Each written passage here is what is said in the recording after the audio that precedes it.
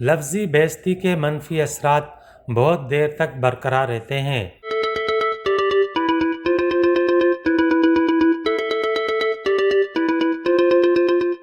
الفاظ کی چوٹ اور گھاؤ سے ہم سب بھی واقف ہیں، لیکن زبان کی بدولت طعنہ زنی، بےعزتی اور ہراساں کرنے کا اثر غیر معمولی اور طویل المیعاد ہوتا ہے، جو در حقیقت ماضی میں تعریف اور حوصلہ افزائی کے الفاظ کو بھی گھنا دیتے ہیں۔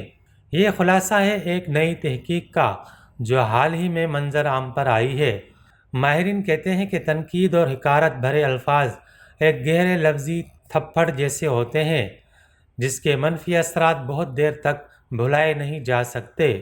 یہ تحقیق ہالینڈ میں یوٹریخٹ یونیورسٹی کے پروفیسر اور ان کے ساتھیوں نے کی ہے۔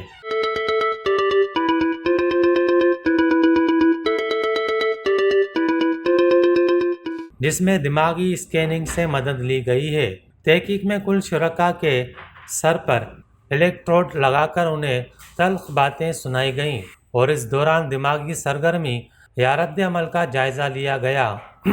معلوم ہوا کہ تعریف اور مدح کے اثرات جلدی ختم ہو جاتے ہیں، جبکہ منفی اور نفرت انگیز جملوں یا باتوں کا اثر بہت دیر تک رہتا ہے۔ یہ تحقیق 80 خواتین پر کی گئی ہے، جس سے یہ بھی معلوم ہوا ہے کہ جیسے ہی ہم ہتک بھرے الفاظ سنتے ہیں تو فوری طور پر دماغ اس کا معنی اخذ کرتا ہے۔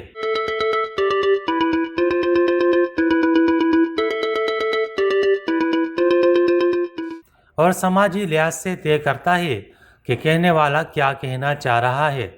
مطالعے سے یہ بھی معلوم ہوا کہ اگر آپ کے سامنے کوئی آپ کی بجائے کسی اور کی بھی بےعزتی کرے یا اسے دھتکارے تو بھی صرف سننے والے پر اس کے منفی اثرات مرتب ہو سکتے ہیں، لیکن جیسے بولا گیا ہو وہ اس کے منفی احساس کو جھٹک نہیں سکتا۔ ماہرین نے کہا ہے کہ منفی بات سن کر ہمارا دماغ عین وہی رد عمل دکھاتا ہے جو زوردار تھپڑ لگنے پر ہوتا ہے، اور یہی وجہ ہے کہ اسے ماہرین نے باتوں کا تماچا کہا ہے، جو گالوں پر نہیں بلکہ دماغ پر لگتا ہے۔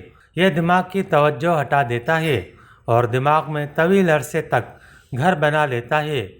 ماہرین نے کہا ہے کہ انسان اور دماغ کو لفظی گھاؤ سے ہونے والے جذباتی نقصان کا ازالہ کرنے میں بہت وقت لگ جاتا ہے اور وہ اسے بھلانے کی بہت کوشش بھی کرتا ہے۔ اگلے مرحلے میں مرد رضاکاروں پر اس کے اثرات معلوم کیے جائیں گے۔